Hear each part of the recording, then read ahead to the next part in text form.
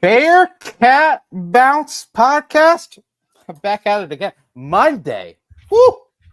Happy Monday. Monday. Following winning Monday. Yet again, another win. Not one, not two, not three, not four, not five, but 6 in a row wins Monday. Number 21 in the country Monday. Top of the Big 12 standings Monday. Brendan Sorsby Monday. 100 points scored against Michigan in an exhibition game, but I'm going to call it awesome Monday. It's also a Monday where I get to join around with the guys, join around with the pals, join around with the crew, with the squad. So without further ado, Aaron Smith, Chad Brendel, maybe Ryan Royer, gentlemen, how are we? Oh, maybe. I'm good. It was he's loading. Is he live? Can he hear us? Oh. Yes, I can. Yeah. There we go. Success. Winning Monday. Good. It was good. It was a full weekend. A full birthday weekend. Birthday weekend. Went to the basketball game Friday. Football watch party on Saturday. Sadly, Jim Kelly's visitation yesterday, but a great gathering of Bearcats. The best. There were a couple of his old teammates that had the old 1970s letter jackets. Oh yeah, that were in line in front of us to pay respect, and that was pretty cool. But it was a weekend full of Bearcat love. Big time Bearcat. That's for sure. And I mean, touching tributes. Yeah, I mean, first off, the national broadcast doesn't need to do a mention like they did, but they did, which was awesome. Cool thing right there. Obviously, the patch really cool. The everything that they did to honor him was just awesome. So, yeah. Whew, sorry. I think I'm allergic to winning.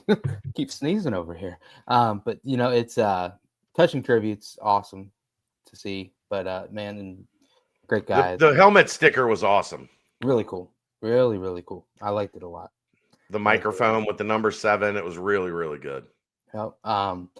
Chad, I think there's a question in the mailbag about the pizza, but man, Village Idiot, I texted you on your birthday and you sent me like a huge response back, and like you are like really good at texting, man. Sometimes I got to tell you to like chill out with texting me so much, but there's actually a Village Idiot brewery and bar near where I live. So I was like, man, I wonder if there's a connection. Definitely not, but definitely not. But it was awesome. It was awesome. Like, might have been on the list of like top 5, if not for sure top 10 best pizzas I've had.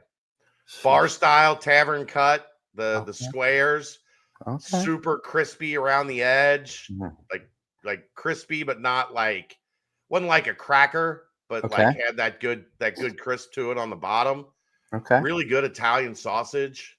It was very, very good. If you're in Toledo or around Toledo, go to the Village Idiot. And they had Urban Artifact. Oh. So Liz, the girlfriend, had a blueberry grape sour Urban Artifact beer that she said was excellent. So we had a great trip.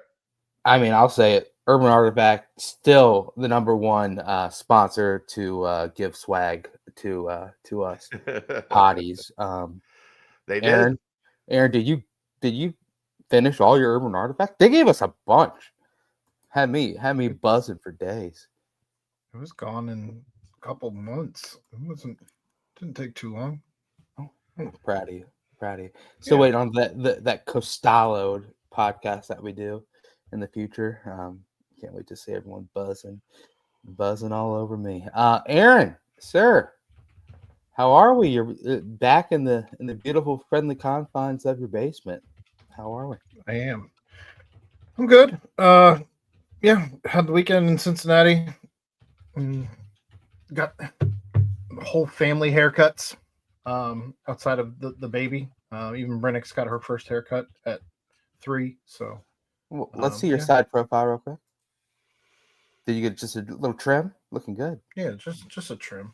Looking 4 clean. inches. Looking clean. But that's a lot of inches. A lot. That's a big haircut right there. Big haircut. Ryan Royer, sir, how are we? Oh God. Doing well. Fresh off a wedding, Brent. Taking a page out of your book. The great Taekwon Statham, him and Cassandra Ott got married up down in Lexington. So it was a great weekend getting to reconnect with a bunch of guys I haven't seen from the team in a while. We had Roosevelt Potts, Curtis Brooks, Michael Pitts, Nick Statterman, Ty Sponseller, Perry Young. I think that was all the players that were there. But it was great. It was great to see all those.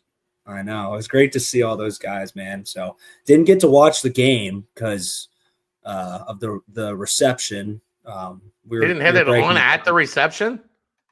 No, there wasn't any TVs in there. But we were breaking it down on the dance floor, doing a little swag surf. So we were trying our best to be hyped for the Bearcats as they were racking up some points, but a couple ESPN app checks to check the score, me and Statty, back and forth. But it was a great weekend. I'm sure that was. Statty's very positive. He's always got such positive energy. He was in a great mood all weekend. So good. Me, him, and RJ bunked up at the Best Western in Winchester, Kentucky. So talk about some luxury living. So he was happy all the way through that too. Were you big spoon or little spoon? Statty and I did share a bed, and there was no spooning. No spooning, but not even Statty accidentally in the middle of the night. You woke up with like your arm around Statty. I never woke up, so I don't know. Wow, you might have got spooned.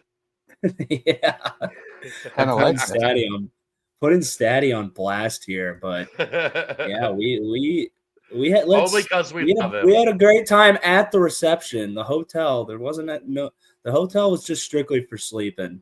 Nothing else was going on in there. All right, let's just leave it at that. Fair enough. Fair enough.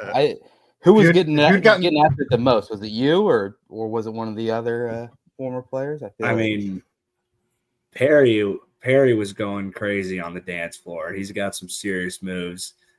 Taekwon does like rapping on the side. He did one of his songs at the end. That was pretty electric. That was the moment of the night of the reception, at least. But I would say Perry was probably the craziest out there getting after it. Love it. Aaron, were you about to say number something? 6? Yeah, I was just gonna say if you had ended up spooning, you were about to send Brent into a tailspin for the rest of this entire show. So, man, ain't nothing wrong with a little brotherly bonding, man. Ain't nothing wrong with it. Come on now. It's funny because my other buddy, he was at a wedding too. Him and Ian Happ were watching the game, and he was giving us like live updates. He's like, by the way, Happ not a great dancer, but blah blah blah. So it's pretty locked in. You guys didn't even have it on a phone or anything. Just score updates. It was more like we were watching the score. I was in the first half. It was a little bit tighter than I thought it was going to be. So I was like, oh, am I going to have to go step outside and pull up the streaming device? But then you kind of saw the Bearcats pull away a little bit, and it was more about, let's enjoy this night. The Bearcats, they're on a great run, and winning's been hard to come by the past couple of years. But this night was a little bit more important, for one of my best friends to be there and be present, some would say. So I did have to punt the Bearcats for my man Taekwon. Your present is your present, so that's very good. Very, very happy for that. You know what? It's homecoming week, though. The greatest thing before homecoming week, before the homecoming game comes, before Saturday comes, is you got to fine-tune everything. Fine-tune your regimen, fine-tune your partying, fine-tune your vehicle. Danco transmission and auto care. Get it hooked up. Danco Joe. He will do anything you need. Talk about Tarantayo with Danco Joe. He loves that offensive line, and so do we. So Danco Transmission Auto Care, $10 off your next oil change, 10% off your next fixing. Mention Ryan, mention Perry Young, mention Swag Surfing. Who was it that was Swag Surfing back in the day? Was that Freeman? Was that Mickens? I'm trying to remember. Who was it in that video that was singing? I don't remember either. Do you know what to talk about at Camp Higher Ground? Yeah, got everyone going. I think it was Mick. It had to be Mick. I don't think Freeman was doing anything like that. I think it was Mickens. But hey, Freeman was too busy we were cooking Freeman up the whole time and all the skits, so he didn't want to give us any material. Gosh, yeah. How about that? What was that? TikTok, whatever. that was a time ago. Now we got to talk about this. But Danco Transmission and Auto Care, Danco Joe will get you hooked up. Let's go ahead and dive right into it. Little football game happened on Saturday night. The Bearcats won their 6th game in a row, 49-17 over Oklahoma State. Score is not truly indicative of how kind of close it was, but Chad, I kind of agree with what you were saying in the aftermath. It was never truly like you felt too much pressure that it was going to go sideways because, I mean, Sorsby was pretty locked in, pretty the offense was humming. So it was one of those where if they had to turn it on, you kind of felt like they could flip the switch and just put it away, at least win the game at no cost. But then, of course, turnovers happened, and the score was able to get the way of the Bearcats pretty heftily there at the end. I've got a bunch of stats to rattle through when it comes to Sorsby and the offense because, boy, oh boy, they are pretty exciting. But as I always do, Ryan, were you able to hit a rewatch or anything? Or you able to kind of put together some thoughts on things or whatnot? Or you want me to pepper you with some questions? Why don't you start with Chad and Aaron, and I will. Okay. I wasn't able to rewatch it. I had a bad weekend, very busy today. Led into a long day of work, and by the time I got settled down after eating dinner, it wasn't enough time to indulge. So I'm pulling the thumb here. I hear big error on my end. No, I hear you completely. So, Chad and Aaron, I guess the main talking point that everyone's going to want to talk about is, of course, the defense. And to be honest with you, it's kind of funny when you go back and you look at it because right now Cincinnati is 15th in college football in scoring offense, at 37.9 points per game. They're 26th in the country in scoring defense, 18.9 points per game. I mean, allowed only 17 points in this one, obviously. One of those, the bend but don't break scenario. What is it exactly that you think that pulse-wise is it just, okay, they're going to give up yards? We've mentioned this every single week. But what do you think is one main thing that definitely does need to kind of get an adjustment, or do you think at this point it is what it is, where yards are going to be given up, and when it comes to the red zone, time to buckle in and get a stop when you absolutely need it? Aaron, go ahead. I don't know. I mean, this team, say what you want. At the end of the day, yards aren't points, and they're giving up plenty of yards. They're not giving up points. They clamp down in the red zone, and unfortunately, it comes at the cost of the clock all too often, where these long drives are ending up in the red zone, and they're getting their stops, but they are stopping more often than not. I mean, we can go back and look at the last couple of games, and most of the time when teams are scoring, it's largely due in part to a penalty as opposed to just straight up. So I don't know. As disappointing as the defense feels, especially this past week, they just tackling looked terrible, and I didn't think they took good angles, at least from what we could see at our vantage point from the couch. It just, the angles looked like just over pursuit. It looked like, I don't know, it just wasn't where I would imagine that you would want defenders to be. And oftentimes they were out of position when it came time to tackle. They weren't wrapping up. It was just sloppy. And I mentioned penalties. That's been another thing that's haunted this defense an awful lot. And again, we had a penalty in the red zone in this one. despite the guy, the receiver, koala bear hugging Daniel James, I believe it was. So I don't know. They got some things to clean up, and Satterfield's talked about it. He wants to see, getting them out on 3 and out. If you can do that, you're setting things up, especially with the offense as efficient as it's been. Because they're scoring so quickly, 2 minutes, 3 minutes, 4 minutes. The defense is out there a lot, and quite honestly, they're not doing themselves a whole bunch of favors more often than not. Yeah, I think that's a bit of a overreaction to one game and extrapolating it into a season. They've been, for the most part, a really good run defense this year. I don't know what went sideways on Saturday. I don't know schematically. I haven't watched Oklahoma State enough with a new play caller. Yeah. If the running, like how they were scheming the run game was different.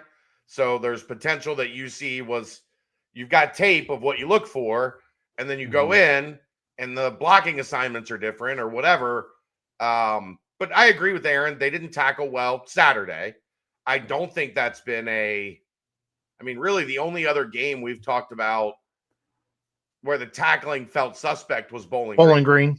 Yeah. Bowling Green. They didn't tackle well. They didn't tackle well against Oklahoma State. I thought they tackled fine against Kansas. They just hit big plays. Hit the big plays, yeah. That was more defense. Yeah. That was more assignment eyes than it was physical. That was more mental than physical to me, what happened against Kansas. Here's the reality. Dave and I had a long talk about this today. I'm sure we will talk about it a ton more on Wednesday. It's an average defense. It's not terrible like everybody wants to freak out and act like. They're not bad. They're not good. Like, you're not looking to this defense to dominate and hold teams under 200 yards. The nice part is they don't need to be, because they have one of the best offenses in the sport.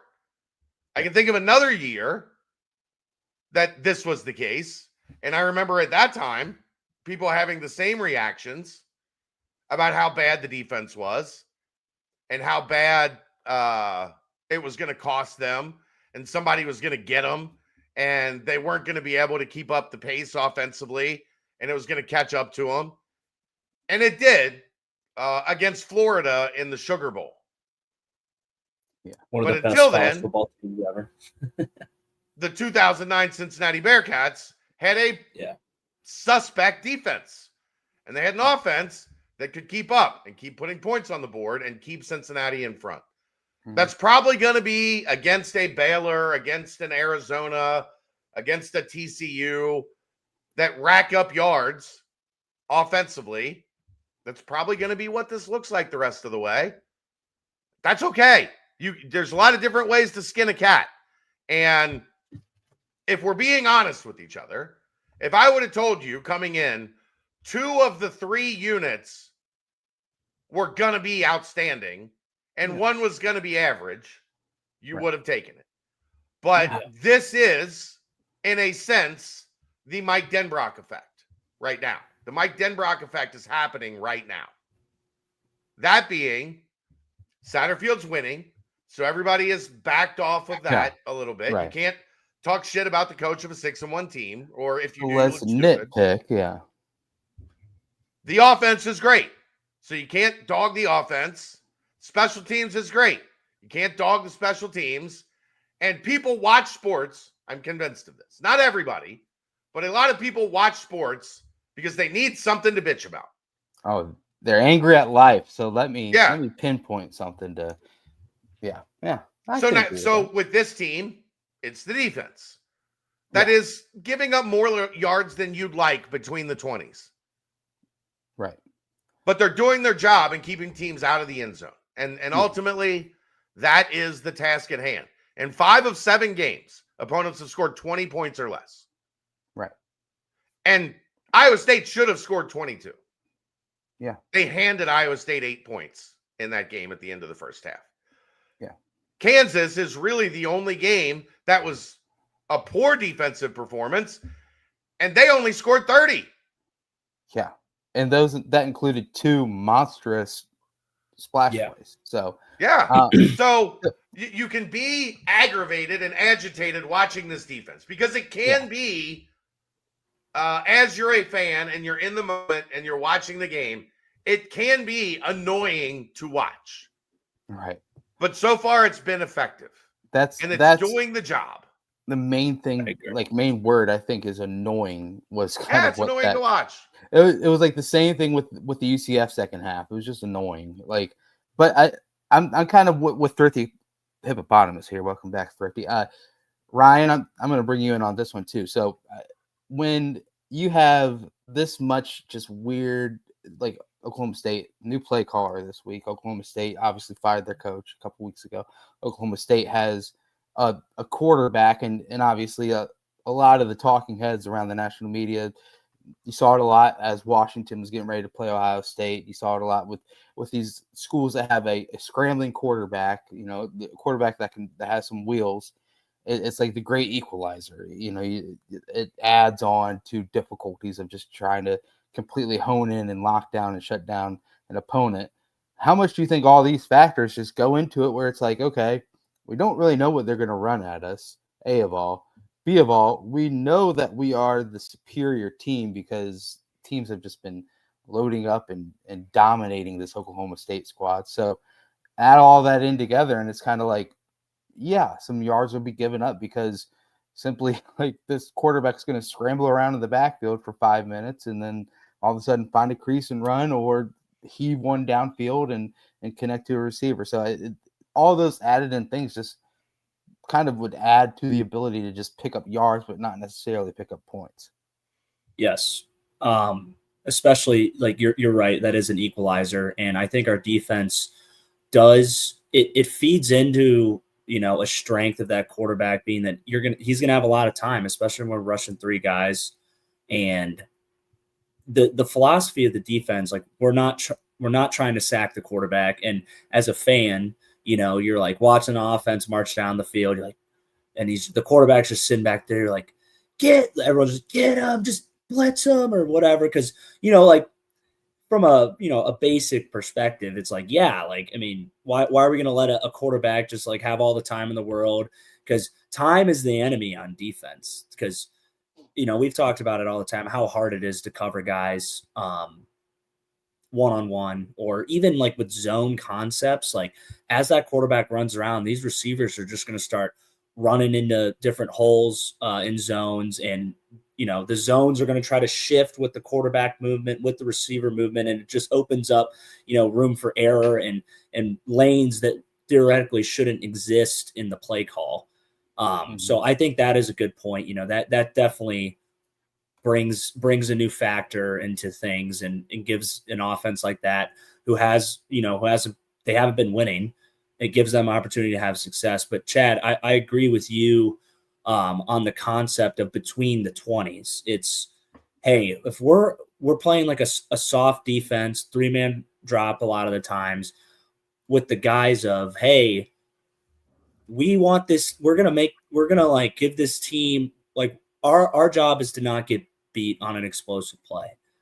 We're not really trying to force the issue on an explosive play ourselves because we're playing safe, so to say, to not let up those plays. Because, you see what happened in the Kansas game. Our worst defensive game is because we let up explosive plays.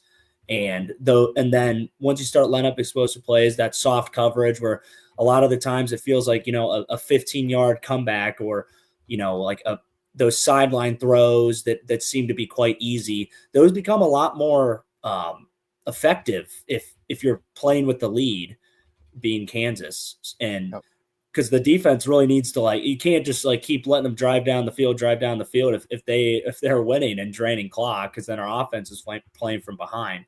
But the reason it's worked so well is because the offense has always been, delivering when we needed them most. And by setting ourselves up on the defensive side and not really force issue and make an explosive play, and we've talked about struggling with turnovers, then that it all works when the offense is clicking and when you have a lead. But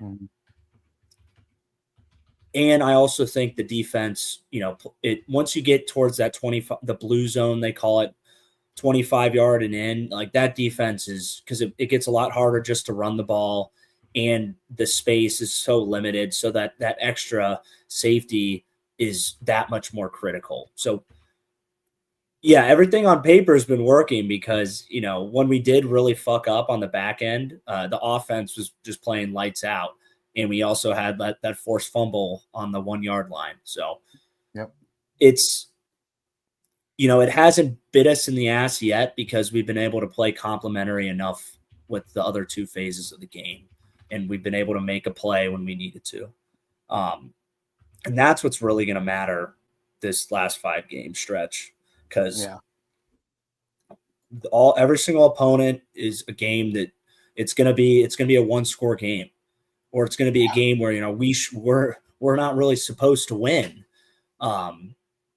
So it's the defense just has to keep playing under the philosophy we can't make mistakes. We have to make them make mistakes, and then they're going to have to find a way to force an explosive play once or twice a game, a turnover, to either give the offense a chance to go score and take the lead, or to push it to a 2-possession game. So, but I don't think the sky's not falling.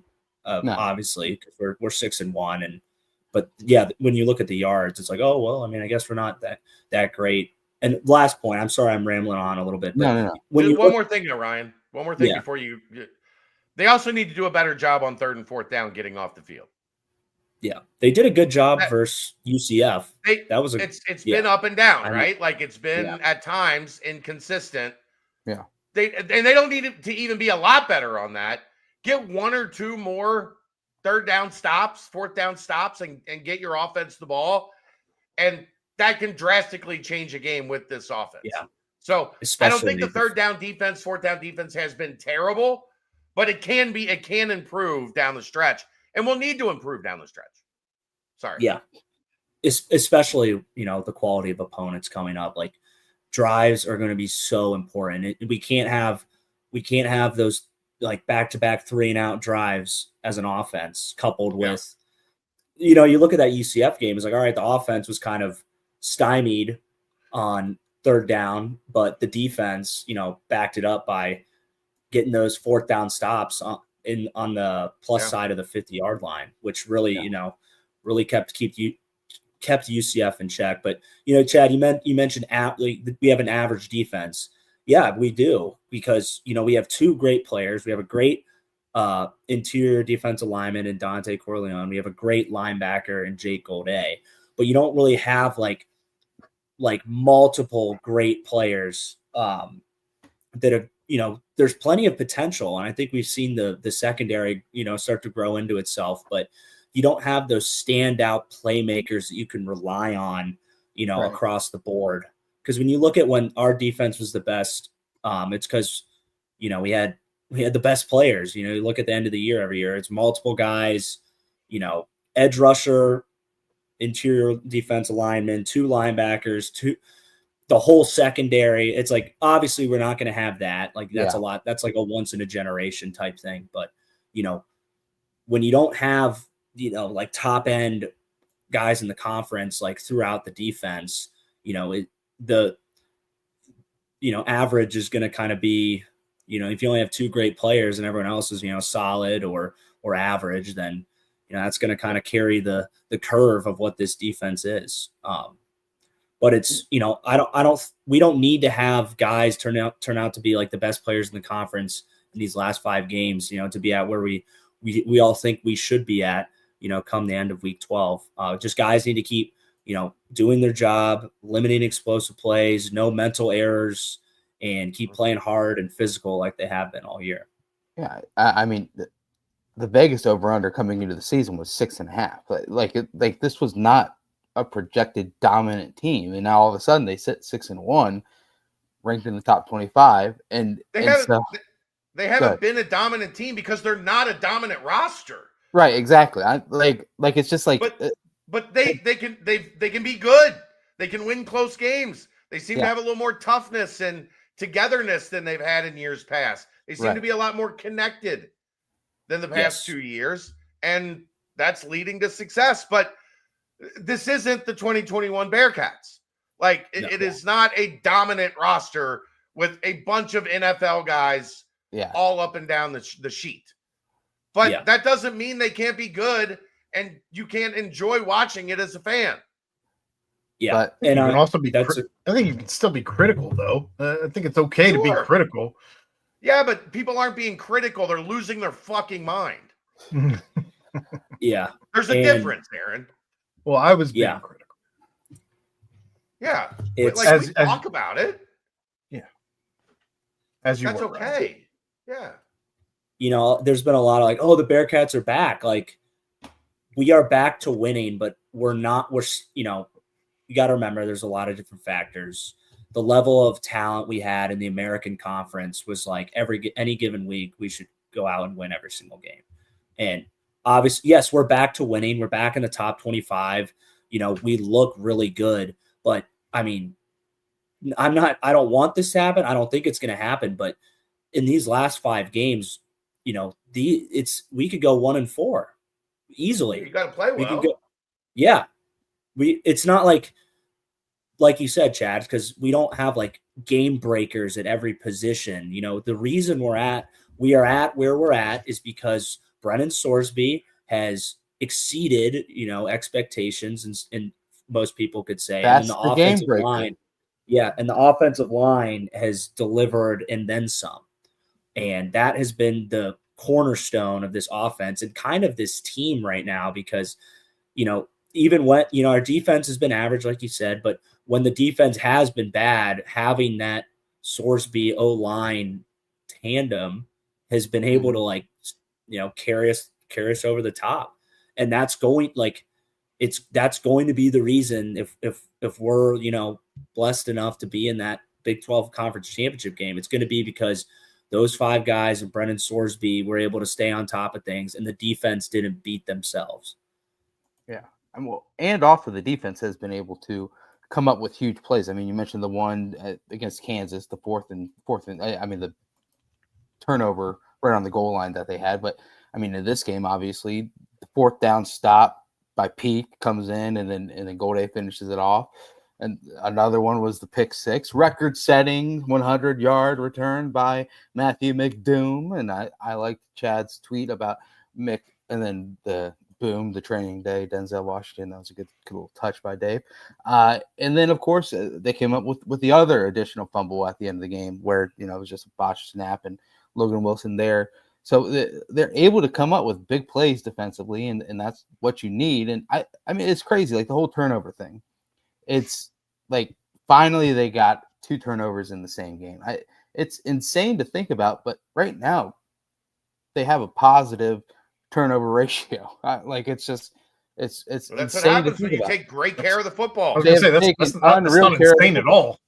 That's not insane at all. Sorsby has one interception. What do you mean? I understand, but they've been the worst team in the country at getting turnovers. They just had 2 that took them over the top in this game. So yes, it is a bit insane because they've been bad at getting turnovers. I mean, it's 5-4 right now. So yes, they were negative turnover margin coming into this week, and they just flipped it. Yeah, with one. And I think we could easily be at 5-5 with that tipped ball, missed opportunity Kansas had, but that play and then the forced fumble in that Kansas game, though that lack of the turnover by the Kansas defense and the forced turnover on our end, I think right now they're looking at arguably the season defining, plays right now. Cause who knows where we'd be at if we drop that Kansas game, how much momentum I think that game has,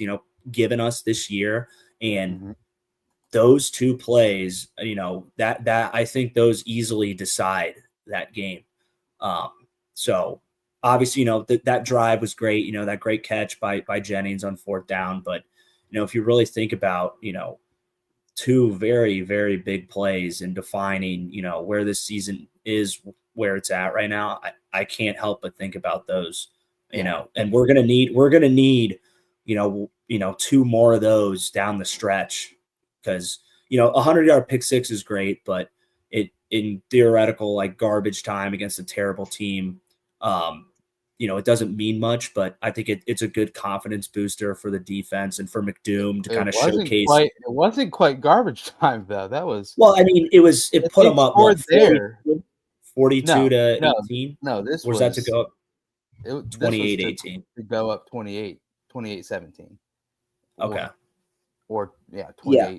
It was a pretty big play.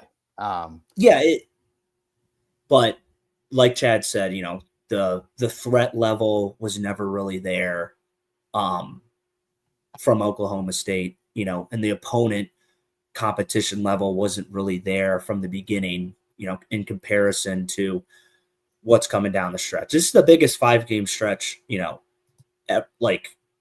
if you really think about like what could happen to this program, if you come out swinging and win 3, 4, 5 games here, it's a program defining stretch. Larger, the only thing I could find comparable is recent history is the Indiana Notre Dame 2-game stretch. Yeah. But then after that, it's just go against the American and run the table. Like this is I'll disagree with Bearcat Mick here a little bit. West Virginia and Oklahoma State are pretty close to Tulsa and East Carolina. I ain't gonna lie. Those two teams stink out loud. Oklahoma State would probably lose to a majority of the American athletic teams this year. But so before we move on to that thought, Ryan, because if they're able to really have success, actually, first off, you were right. It was a little bit garbage time. I thought it was a touchdown before. It was to go up 42-17. So it was 6 minutes left. I guess it was kind of garbage, but still, I mean, if they would have scored there 35-24, you got a little bit of antsy feeling. Iowa State refs check in, just out of nowhere. But yeah, so the way that this Bearcat team is able to have that kind of program changing success is if Brendan Sorsby continues to be elite. Like I mean, we've waited way too long to bring up Brendan Sorsby, and this is when I'm gonna douse you guys with all these stats. Obviously, Tom Fornelli went on his podcast, Cover 3 Pod, and he broke down all these different things that Sorsby is top 10 elite level. He's 7th in the country in passing efficiency, 8th in yards per drop back. He has 23 total touchdowns, which is tied with Josh Hoover and Fernando Mendoza for the most in the country. Fernando Mendoza is leading he's in the tops of the Heisman race, projected number 1 overall pick. He has 1 interception on the season, 0 fumbles. Fornelli said he had a fumble. He doesn't. He's the only quarterback in the country to have only one turnover and 17-plus passing touchdowns. He has a 26.5-1 pressure to sack ratio, which means he's a magician in the pocket whenever pressure is on him. He's able to get passes off easily. He's one of 2 quarterbacks in the country to be completing at least 65% of their passes while averaging over 10 air yards per attempt. That's a fascinating stat. He's not getting all these, garbage dink and dunks that raises up your percentage. The other is CJ Carr at Notre Dame. He's has 3 straight. This past week was his 3rd game with 3 passing touchdowns and 1 rushing touchdown. No one else in college football has done that. And then, of course, there was that other stat where he's had multiple games of two touchdowns with no interceptions, passing. Was it 6 straight that he's had that? Yeah. And that puts him in the level with Trevor Lawrence and Tua Tagovailoa and all those Justin Fields quarterbacks over the last, since 2018. It's just insane how good he's been.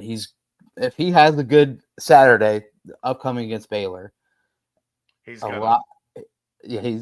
probably gonna. A lot more national talk is going to be surrounding him and the Bearcats. And if you want to know what it's like to have a bad defense, be a Baylor fan. Yeah. They're 101st in defense on K-Ford. Cincinnati's 49th. Cincinnati's got an average defense. You want to know what it's like to watch a bad defense so far this season? Be a Baylor fan. That's watching a bad defense. Yeah, they're giving up 180 rushing yards per game and not much better in the passing defense either. So definitely agree with you there. What is it? Passing defense 227 games, so a little better in that state. But I mean Sorsby is what? Not a ton. No, not a ton, but a tiny bit. Sorsby he's been playing elite. Now the competition levels up just team wise, if you will. Defense, not necessarily this upcoming weekend, and then of course that road trip to Utah in a couple weeks. We'll talk about that later. But I mean, he's got to get some more talks about him, man. Like he deserves more national recognition. He's starting to get it more and more. But I mean, these are some pretty damn elite stats. And like Aaron said, he takes care of the ball extremely well. The Bearcats are 7th in the country, tied for 7th with only 4 total turnovers lost, one of those being an interception. I mean, guys, can you say anything more about Sorsby? I mean, his pass to Jeff Caldwell on that 3rd and long was unbelievable. Unbelievable pass. Dot. Lasered it in there. And in the postgame presser, he said that wasn't supposed to be the read on that play. He just said he saw a little bit green. And he said, screw it, and launched it. He's been fantastic. There's really no other way to put it. Guys, let's glaze Brendan Sorsby a little bit more. Take it away. Wow. It's really good. There you go. Expert analysis. That is good analysis. That pass to Caldwell, I don't even know if it's a pass that he makes 3 or 4 weeks ago. I think that's just a pass that comes from repetition, because trust. He had overthrown Caldwell in those types of situations earlier in the season, which is crazy considering Caldwell's vertical is probably like 15 feet. I'm over exaggerating, but I don't know.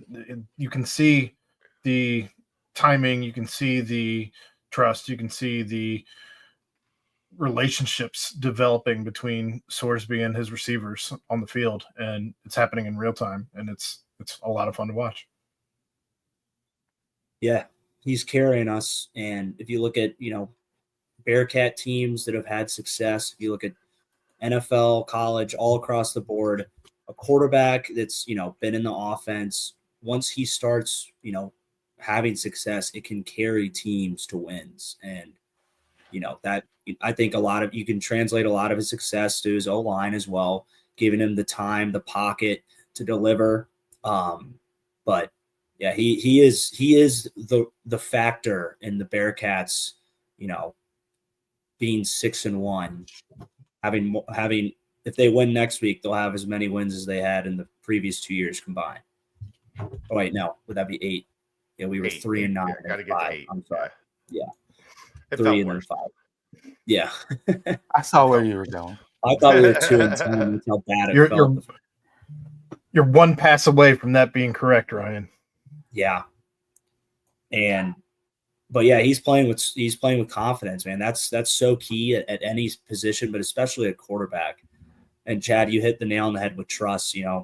We were freaking out after week 1, like, God, 60 passing yards, all these weapons, but like it really, we heard Ben kind of talk about like how big trust is with the quarterback, trust with the play caller, trust with his receivers. That comes with repetition. And, you got to remember, even though Sorsby's starting, this is his 3rd year starting for us, every single receiver is second. Oh, sorry. Every single receiver is brand new to him, to the program, to the play caller. So you're seeing he is the pinnacle, but all the stuff below him, that's helping him be as successful as he's been. And it's only, if everyone stays on the same page and you limit mistakes, it's only going to improve. I don't think we've seen the ceiling of this offense yet, as crazy as that might sound. Yeah, I mean, it's just, at halftime, Ryan, he had 14 completions to 8 different pass catchers. I mean, that's just a quarterback that's dialed in. It's not like he's just able to get rhythm going with one guy and he's able to get multiple, yards with that one player. He was spreading that ball around. I mean, Cyrus Allen finished with 3 touchdowns in the first half, but still, Sorsby was just absolutely locked in. There's no better way to put it. So I think the pass catchers as well. Sure, there's a little bit of an adjustment period for a quarterback with new wide receivers. I imagine there's an adjustment period for pass catchers with a new quarterback on top of it in game time decisions. So, I mean, Jennings looks like a stud. I mean, we mentioned this last year, like last week, Isaiah Johnson, stud. Like all these dudes are just studs, and then they finally get Joe Royer fully involved. It's like you said, I agree. I think that this offense can take another step because the offensive line still is also in their 7th game playing together. I mean, it's getting better and better, and I don't see it slowing down too much. But God, that first game just so weird. You just think back to that Nebraska game, just so weird. But oh well, we could talk about that forever. But Karen Taya was the 2nd highest rated offensive guard in the country on PFF this past week. I mean, just numerous players just making big time, contributions on the field. So I love it. And Evan Pryor looks like he's getting better and better each week too. So we'll see what Baylor has in store. Anything more on the offense, guys? I mean, it's a big win. Ryan, your best. I'll make a bold statement. Let's hear it. It's the best offense since 2009. And I say that with confidence because Aaron and I talked about this Saturday night. I guess you could maybe pick on Buford at right tackle. Other than that, what spot are you not confident, supremely confident with? Running back, you got 2. Field wide receiver, you've got Caldwell. Boundary wide receiver, or field wide receiver, you've got Goody. Boundary wide receiver, you've got Caldwell and Jennings. Cyrus Allen in the slot. Joe Royer at tight end. A great offensive line. Like, that's why this offense has been so good. Where's the weakness? Where's the, you don't really have to worry about this guy? Right. Like, if you don't worry about Caleb Goody, he's going to run past you, and Brendan Sorsby is going to, more often than not, throw him a touchdown. Wow. We remember the overthrows more than we remember the fact that he's caught quite a few just running away from the defense. Yeah. But Noah Jennings has been great. Yeah. Isaiah Johnson has been really good when he's been called upon. I love Isaiah Johnson, man. Now we're starting to get Elijah Jones involved in the offense a little bit more. And Gavin Grover is starting to get involved in the offense a little bit more. Yep. There were a couple series where people were like, what's wrong with Joe Royer? Is there something wrong with him? No, just they're giving Gavin Grover some time. Manny Covey even looked good. Manny Covey looks good. Like, where's the spot that you look at this offense and go, I don't know about that. I feel, how could you feel any better about guard than what Evan Tengestal and Taryn Tayo are doing? And Joe Cotton's been very good. And Gavin Gerhardt's incredible. Brent. People might say, oh, the coaching, the play calling is the biggest bugaboo. But you know what? There was some phenomenal play calls in that Oklahoma State game. Like just some of the misdirection pre-snap. And I mean, they came out in the set and then they shifted and then everyone had no idea what was going on. And then all of a sudden it's just an easy touchdown pass to Cyrus Allen there at the end of the first half. I mean, it's just some really, really good play calls out there. And I mean, I think that first pass to Cyrus Allen was going to be another pass. I imagine. I think he was looking to throw it, and then probably the guy wasn't wide open, so he tucked it and ran. So I think right now that everyone's getting comfortable, and Stat knows that all the different pieces he has. I think he's going to go into his bag a little bit more, and we're going to see different nuances, different levels of this offense that they can do. Slime, 2021 was a great offense. I think this offense is better. I think you can put a lot of that on the offensive line is better with this group than it was in 2021. That's not to say that 2021 had a bad offensive line, but I'd take this one. It's fair. I think like, outside receiver, we might have had a little bit more talent. With You maybe had a Alec. better top two guys, but you didn't have the depth that this team has at outside receiver. I agree. Yeah. And that would be my only slight like hole, but it's not like it's Alec not and T Scott. Yeah, but it's like with our we don't have like Cyrus Allen's like our guy, our get open guy. I would say not having that like true proven yet on the outside might be like a slight disadvantage, but obviously it hasn't mattered. I'd give the advantage. Let's go. Quarterback. I love Dez. As a passing quarterback that does a lot of the things that Dez could do running, I would take Sorsby right now. I think Sorsby is playing at that high of a level. Running back.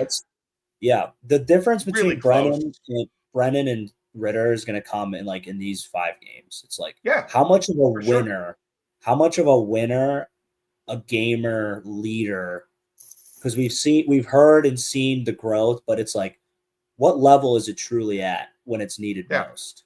When it's time to go win. We're going to find out. Yeah. Then, but quarterback talent wise, I agree with Sorsby being better. Running back, I mean, Ford was so good. Yeah. So I would probably give a little bit of an edge to Ford there because he could do both. He was like both guys put into one. Yes, exactly. Pryor is showing some absolute flashes though. Like yes, it's just, like I don't think it's 2021 in a landslide. No. Right. But I would give a little bit of an edge at running back to 2021. Yeah. Tight end.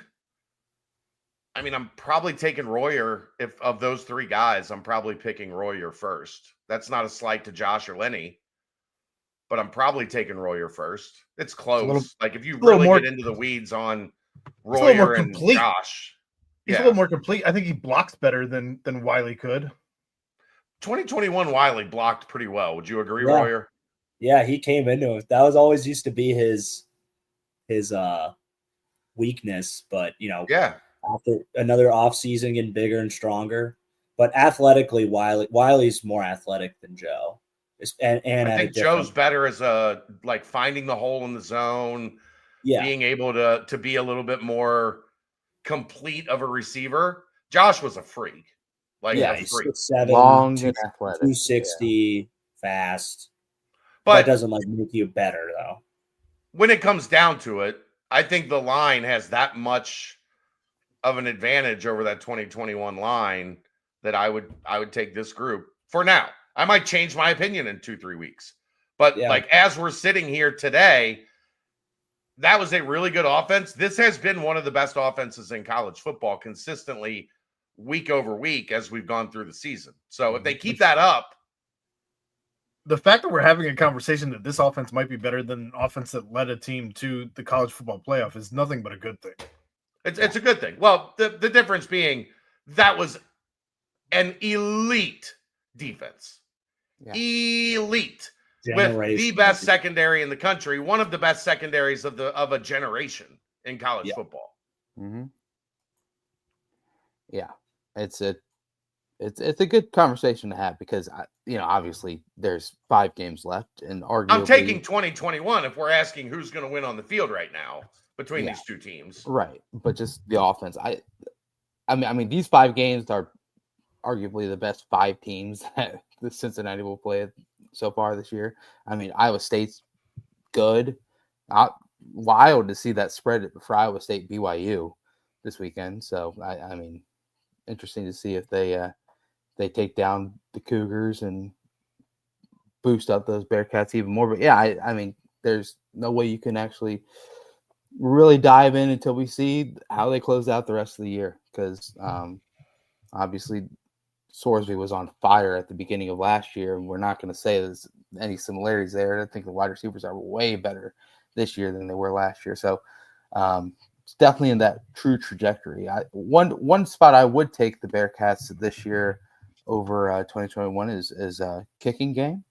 I think, even though he didn't have a field goal attempt in this past Saturday, I right now see Rustanak he's one of 9 teams to be perfect on field goal attempts this year. And you know who's going to be back in Nippert this weekend? Friend of the podcast, Dana Beers. All the talks, the uproar on old Twitter.com or X.com as it is now is that he's going to be able to reattempt his field goal he did such a terrible job on. Maybe we can try and get him on the BBP next Monday and rehash the glory days. But yeah, special teams are, Aaron.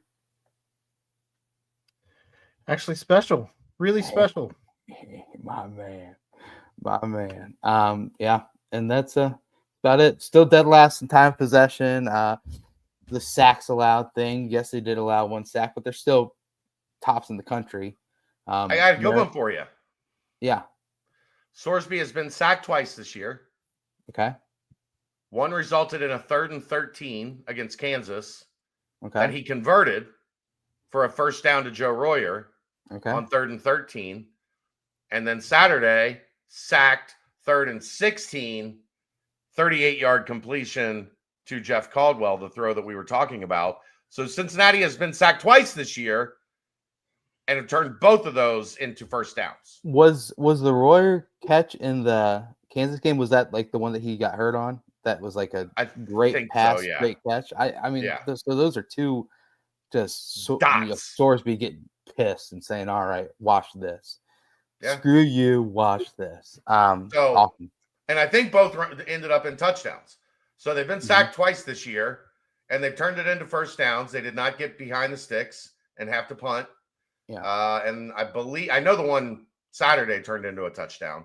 Okay. I believe the one against Kansas turned into a touchdown as well. So you're saying if the offense needs a jolt, maybe just let's not go there. No. Play the let's sack Sorsby play? No, let's not do that. Okay. Just checking. Anything else, guys? 49-17 victory. I mean, it's just homecoming this weekend it'll be the first of many in a row that we'll see the true grit behind this squad. What opened up as a 3.5 point spread, now it's all the way up to 5.5. So I think things could be getting dicey in that Baylor locker room. Money coming in on the home team. Yeah, that I mean they actually had a pretty damn good comeback against TCU. But they got smoked. I mean, they scored 2 touchdowns late to come back from 20, but they got smoked. Yeah. We'll see. I mean, still Sawyer Robertson. He's the number 1 passer in the country as far as yardage and all those statistics say. So let's bring it in. Let's get some fun. Anything more on this one though? I know you and Dave have a lot on the Baylor game coming up, but Bearcats win again. Bowling, baby. Bowling season back in what's that thing that he says, Aaron? Pete Weber? Who do you think you are? I am. That's exactly it. Okay. Bowling, baby. Bowling. Timestamp. All right. That brought to you by Quick Paper Supply, your local and family-owned restaurant supply company for all your non-food products. Quick Paper services over 150 restaurants with weekly, low minimum, next day delivery. Providing a wide range of food service products from to-go containers, cups, custom printed products, eco-friendly, and much more. They also have cleaning and restroom supplies for all your janitorial needs. Call Nick 513-470-2029 and reference Bearcats for 20% off your first purchase. Oh wow, Connor Doherty, Royer, look at this. As we get ready to rip with you, he's got a pretty special thing hanging up in his room. Yeah, that is 100% lie. That jersey went to my father. Gave it to maybe your dad sold it on eBay or something. He would never. I don't know. Tom Gilmore might have a signed Royer jersey though. You'd have to. You got any left in the closet? Any? I have, I believe. I'll send you my address. Yeah, I don't know. I think I have 2. Just sign it. Say to Brent, my best friend forever. I got you, Ben. I got you. Thanks, bro. All right, let's riff. All right, gentlemen. What is your confidence factor in the Bearcats going 4-1 in the final 5 after rattling off 2 more wins? So you're saying they rattle off their next 2 wins? No, after they just completed 2 more wins. Oh, okay. I mean, you've got tough road games at Utah, at TCU. Mm-hmm. We'll see what the state of TCU is when we get to that point. We saw them last year kind of in a similar position. They went on a run to end the year, and they were playing well. We'll see if they can replicate that. Utah is going to – I'm marking Utah as a loss for now. On the road, really good team, good defense that is physical, can potentially slow this offense down some. Utah also seems like a team that would be content taking what Cincinnati gives them, holding on to the ball, and keeping the score in that one low. We have seen that is a strategy that, can at least frustrate Cincinnati some. Home game against Baylor this week. I feel a lot more confident than I have going into this one. Baylor's going to move the ball. Baylor's going to score. But I think this Cincinnati defense gets enough stops or more stops than Baylor, because I think Baylor's defense is bad. Like, they are not good. BYU here is potential to be outstanding. I hope. Potential to be outstanding. Arizona here. I like this Arizona team probably more than their record, mainly because their pass defense is good. Their pass offense is good. But they're flawed. Cincinnati should win that game. I'd go 55% they go 4-1, Brian. Oh, I like that. Win one of the road games, and I think it's possible. Hey, we're in Dallas if it's 4-1 the rest of the way. Yeah. Especially if they beat BYU. Yeah. Because Utah's already got 2 losses. Yeah. Arizona State, Cincinnati. Yeah.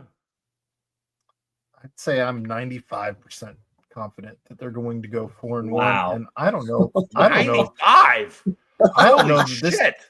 I don't know that this team loses again this season in the regular season. I'm saying it. I think they are good. I think they're good. I think the defense is going to get after it. I think that the lid is going to come off of the turnover ridiculousness that has haunted this team for 2.5 seasons. I'm tired of it. And they got one, and then they got one immediately thereafter. I might be on to something. Been saying it for a couple weeks now. But I think this offense is ridiculously efficient, and I've been waiting for the wheels to fall off of it, and it has not happened. And at this point, I think this is who they are.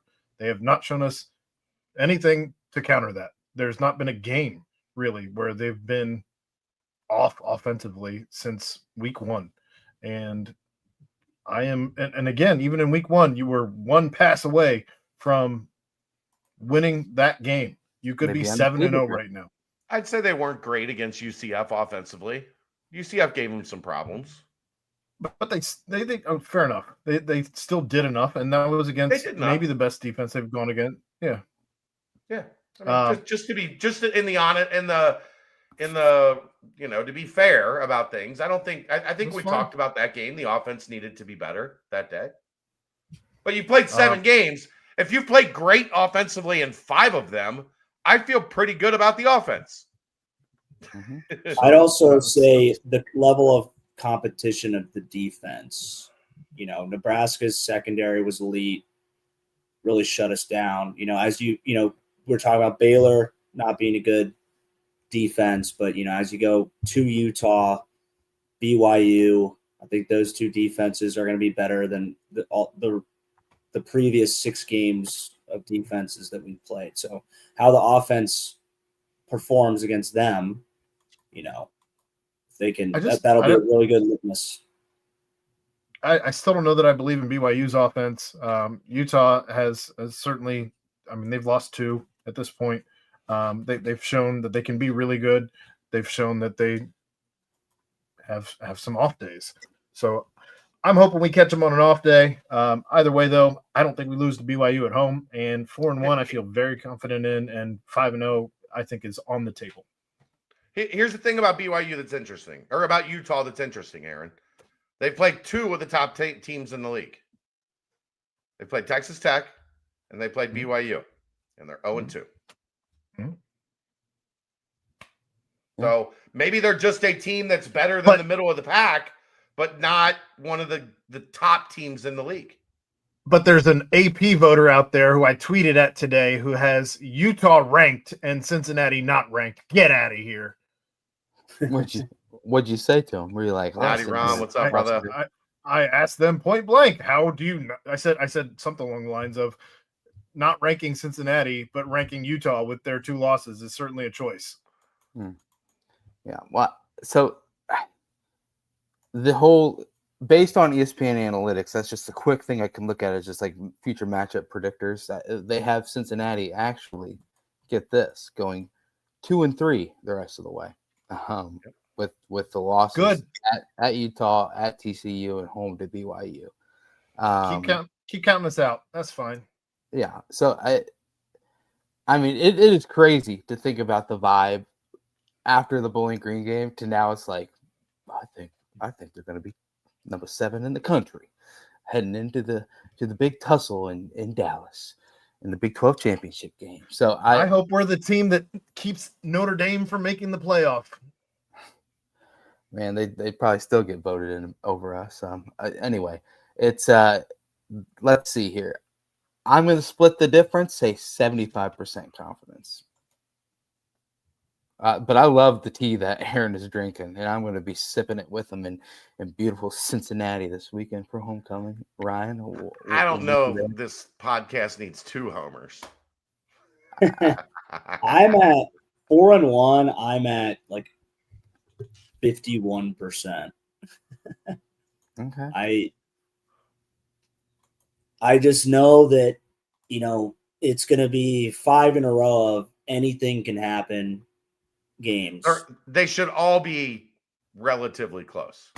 There's not a game left on the schedule that you look at and go, Cincinnati is far superior to this team. They're going to beat the brakes off of TCU and Sonny Dykes. Okay. The brakes. Okay. They're not. Hope. The defense isn't good enough to beat the brakes off of one of the best offenses in college football. Just you wait. Playing for the playoff that week, just you wait. They might win, but they're not beating the brakes off of them. That's silly. Silly. Brakes. Sonny All right. What is your rushing total from Evan Pryor and Tawi Walker when the clock hits 0 versus Baylor? 186. And what do you think it is between the 2? 186. Beautiful. There we go. I'm gonna say 135, and each of them have around 60, and Swearsby also chips in another 60. So you have close to 200 when all's said and done. But I don't think you Let's need see here. Swearsby a whole lot in this one. They've given up. It doesn't matter if you need to. He just runs. That's what he does. Damn. Yeah, I mean, they've given up some yards on the ground. I'll tell you that much. 300 to Auburn. Punk them on the ground. TCU 196. That's the second highest of the year. Yeah, I think 180 is a good sweet spot there. It's funny though, like that whole preseason superlative thing that we did, the whole running back thing. Tawi will have the most carries, but he will not lead the team in rushing or rushing touchdowns. That's looking pretty damn accurate right now. As Pryor's leading the team in yards, and Sorsby's leading the team in touchdowns, and it's looking like that might be the case the rest of the way. I think Pryor just has that ability to pop off a couple big ones here and there, more so than Tawi does. So I'd say 180, give me 90 for Pryor, give me 60 for Tawi. And we asked how many yards between Pryor and Tawi. Oh, so then 150 then between the two of them. Okay. Sorsby with an additional 30. Gotcha. I like it. We've been talking about turnovers more lately. I know Aaron loves it. Oh, turnovers forced versus Baylor, over under 1.5. I'm still going to go under. Just I need to see him stack days before I'm all in on this one. I'll go under. They get one. I'm not ready to jump on the turnover floodgates are going to open. I'm over. Yeah, I mean, for exactly that reason. Let's see here. What's their? Have they been pretty? I feel like they don't give the ball up too much. They did this week. They had 4 turnovers this week. Okay. Oh man. Oh gosh.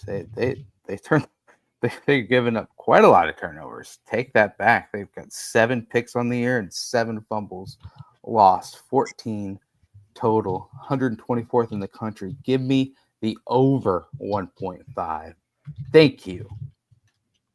Ryan. Averaging 2 a game. Yeah. Hell yeah.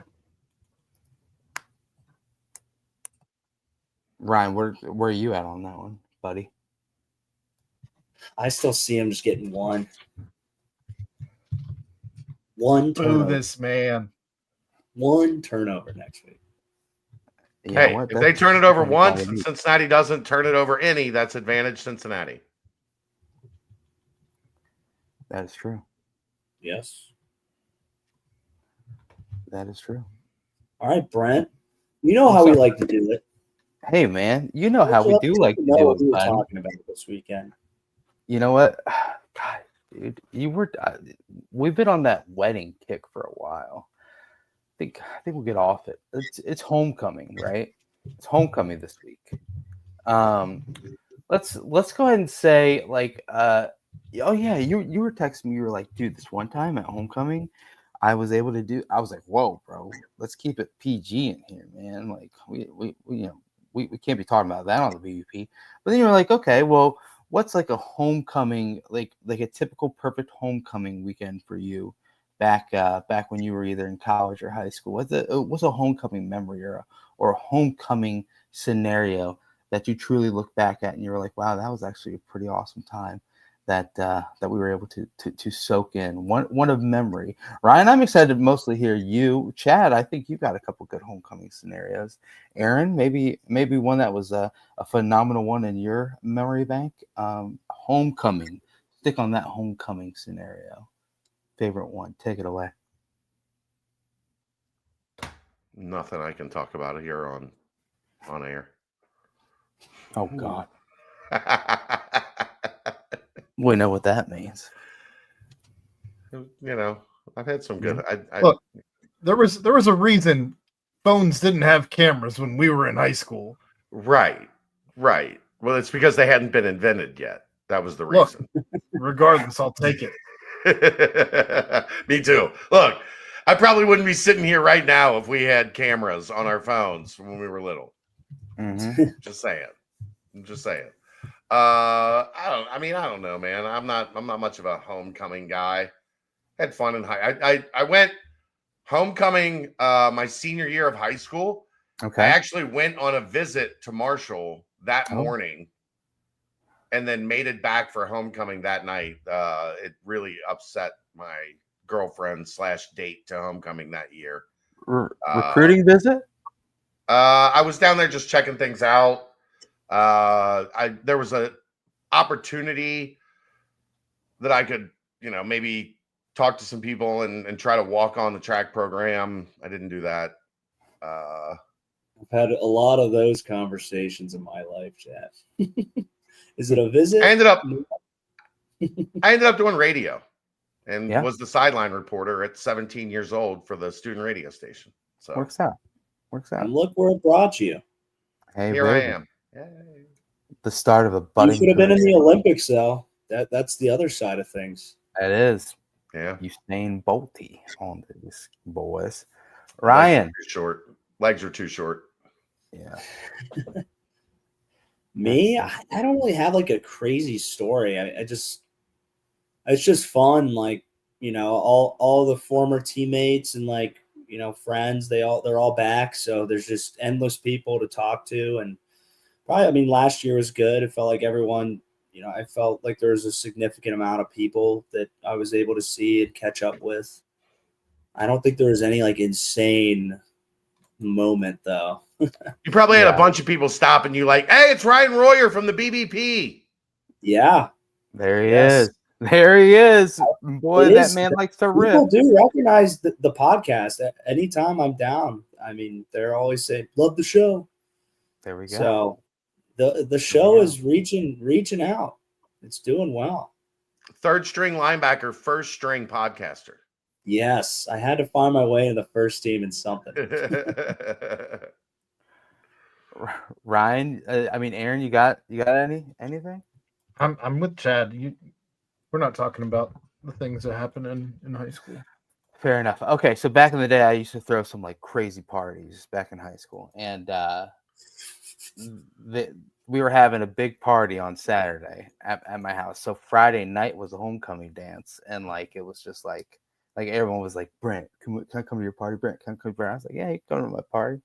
Let's go dance. So like, boy, I was like celebrity at the dance, and then the party happened afterwards, and we dominated whatever team we played. So Brent was able to get in and play quite a few snaps against whoever we played that weekend. So yeah, that was a pretty memorable one. I won't like Chad said, I won't mention all the things that happened at the party and say what, but that was a memorable homecoming. So memorable that you don't even remember the team that you played against. Dude, the games are secondary, man. Ryan knows that. It was probably like Gary Roosevelt or something, and we won like 72 to 6. So memorable. The game was not the part to remember. Iconic, legendary. Probably finished with a couple tackles. They're like, Brent, we saw you out there. Anyway, yeah, let's go ahead and timestamp. We got basketball to get to now. We got another segment to add to this podcast. Quick Paper Supply, your local and family-owned restaurant supply company for all your non-food products. They provide mostly disposable restaurant supplies, to-go containers, cups, pizza boxes, to-go bags, can liners, napkins. They've been open since 2009 and are one of the largest minority-owned companies in the city. Call Nick 513-470-2029 and reference Bearcats for 20% off your first month of purchases. Boom. 100-98 victory for the Bearcats exhibition-wise against Michigan. The score bug was not up for the beginning of the game for quite a while. So they were really laying into the exhibition part of the exhibition, if you will. Fun game. There's no other way to put it. I don't care if it was exhibition. It was a game that had a lot of gripping intensity.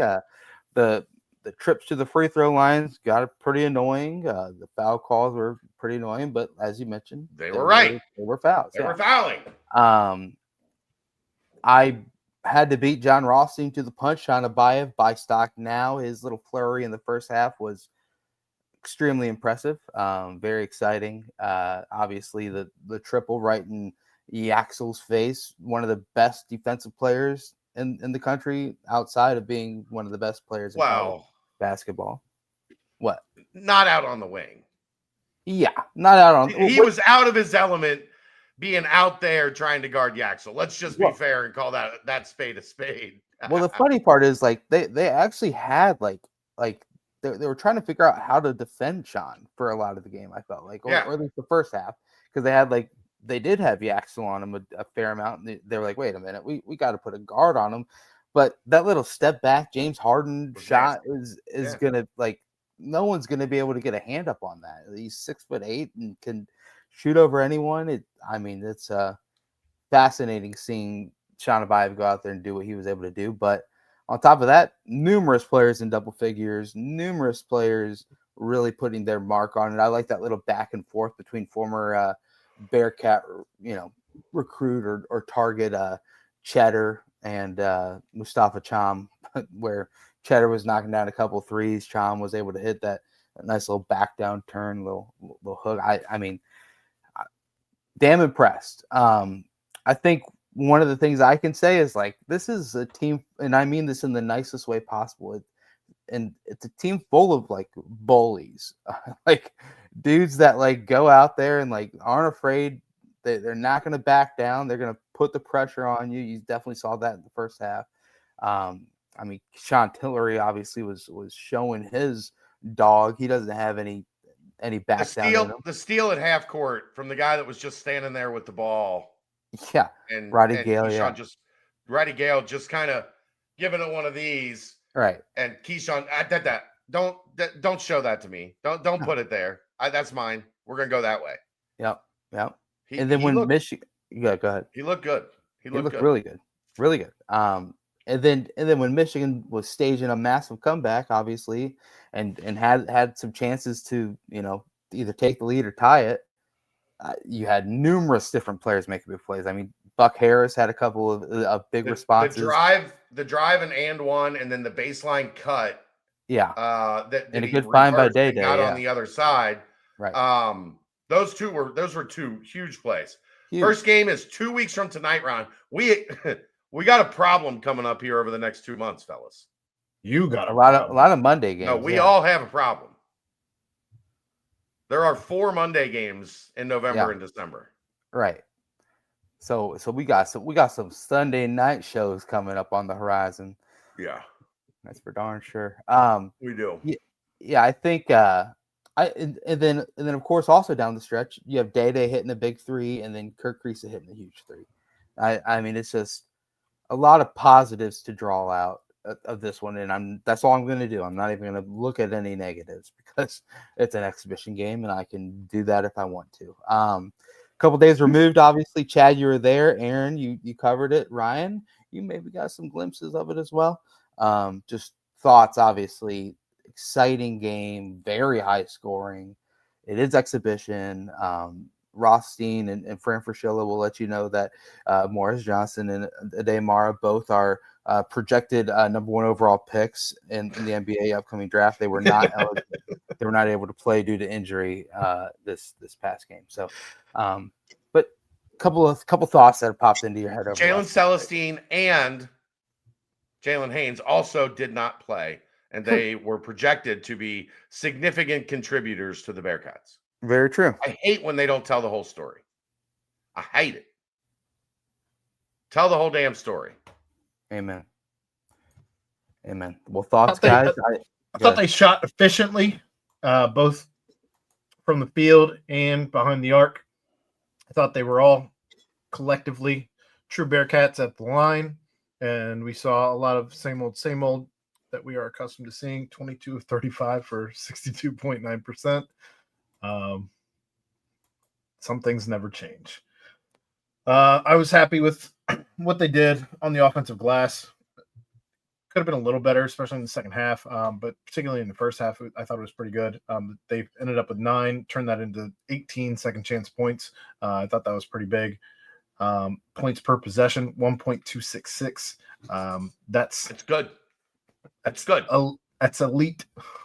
But they pretty much offensively, it felt like they kind of did what they wanted more or less the entire game. And I didn't expect it to be so far along already.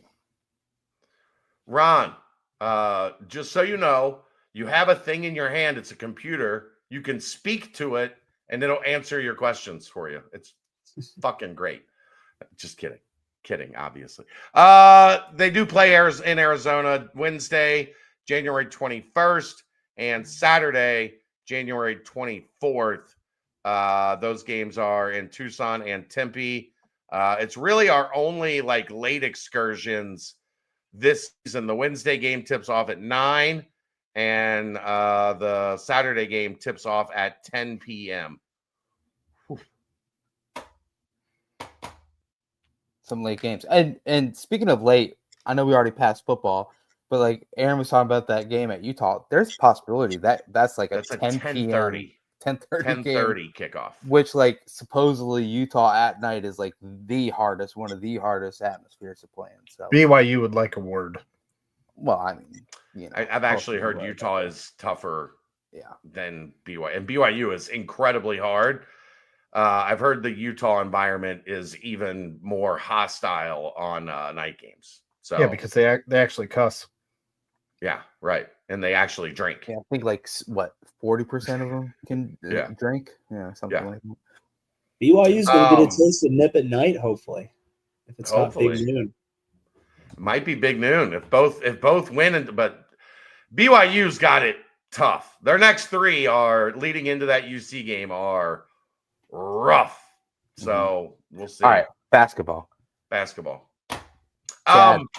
Here's the thing that I like the most is that through different periods of the game, there were different guys that stepped up for segments. For sure. It wasn't they weren't like Michigan that was almost entirely reliant on Yaxel to be the dude.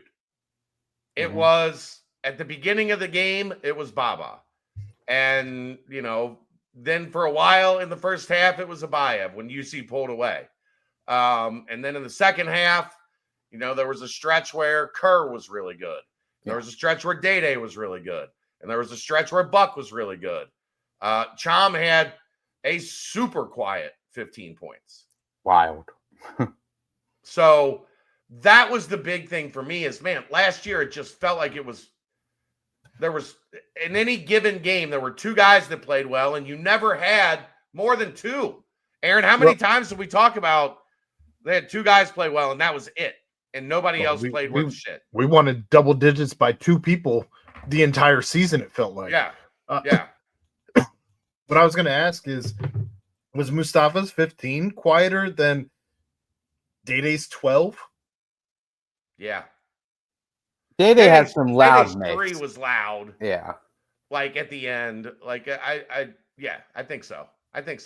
Aaron, I did like what you said on the nightcap because I texted my friend group that was the fact that like when you saw some Day-Day like drives and like the midi and then a couple other buckets that he had, you're like, that is literally the only part of this entire game that reminded me of the past. Which was like the couple Day-Day scores. It was like, oh well, yeah, that feels similar. So I mean that part's nuts because the entire thing is completely new. But yeah, Chom having that 15, and by the way, 2 banked in threes. Maybe luck is just on the Bearcats side this year. I mean, yes, it's exhibition, but I don't know. I like the thing in the back of my mind the entire time that I finally was able to shoo away and say like, get out of here because this is a whole different team is like the Bearcats looked Final Four good in the exhibition game against Ohio State last year.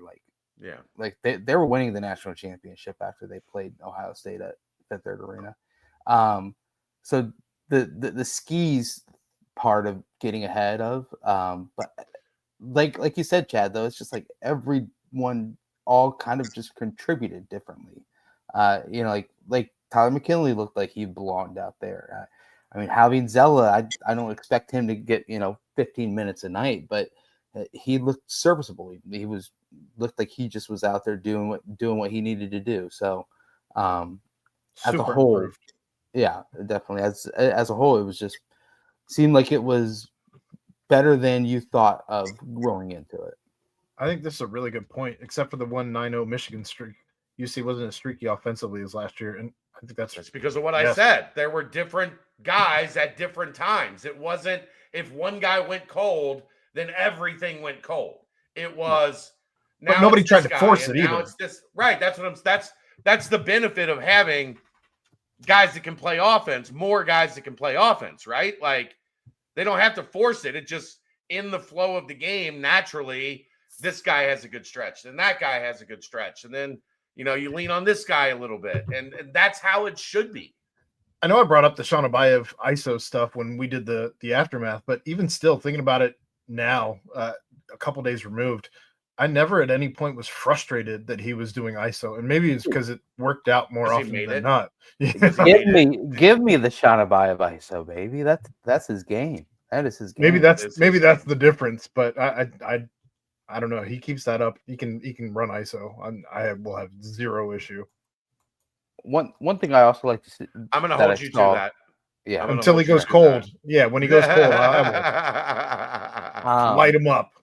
Both Abaya, Buck, like they were able to use like pump fakes, use different ways to get into the teeth of the defense, and they didn't stop and do a half spin and then fade away 15-foot mid-range jumper. No, they played offense. They went into the teeth and they drew contact and they went to the free throw line. So I mean it's refreshing to see, and it's kind of wild to see as well, because even though it's an exhibition game, keep on reminding ourselves this, it looked like they were just out there dogs trying to win a basketball game, and they were playing tough, playing fun, diving after loose balls. I mean, Kirk Kriisa, everything they said in the offseason about the shooting ability was pretty spot on.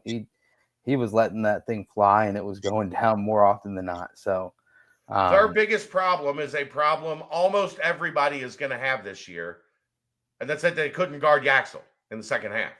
I mean, yeah, but like no one's going to be able to guard Yaxel. No, he's a center with that plays like a guard. Yeah, 30. Once 30. Once Baba was in foul trouble, is Baba guarded him most of the first half, and he had 5 points. Yeah, and bodied him up. Yep. As soon as he saw either Tyler or Halveen or Chom on him, on the deck, drive, draw the contact, bank it off the glass, go to the line for the M1. He's fucking good, man. God, he's good. Oh, he's really good. I mean, he's like one of the highest rated players in the country. I know it's he's like a preseason first team All-American. First team All-American. The number one transfer in the transfer portal. Yeah. He's the Jonai Broom of this season. That's what Axel Luxembourg. Get him out. Very nice, Aaron. Obviously didn't win the rebounding battle. The 2 rebounds, Mustafa Cham got to be better. But definitely got to be better. Baba, I thought, was doing a damn good job on that offensive glass early.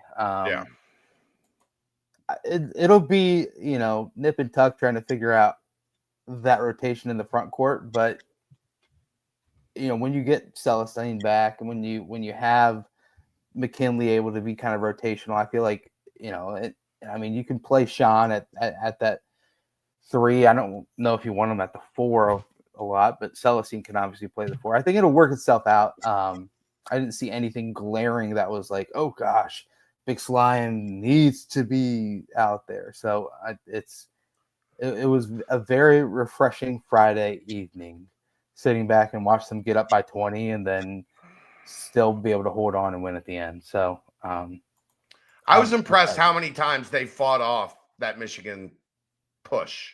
Yeah, like every time they were able to just kind of keep it right at arm's length. Because let's be honest, guys, if Michigan takes the lead there, they win the game.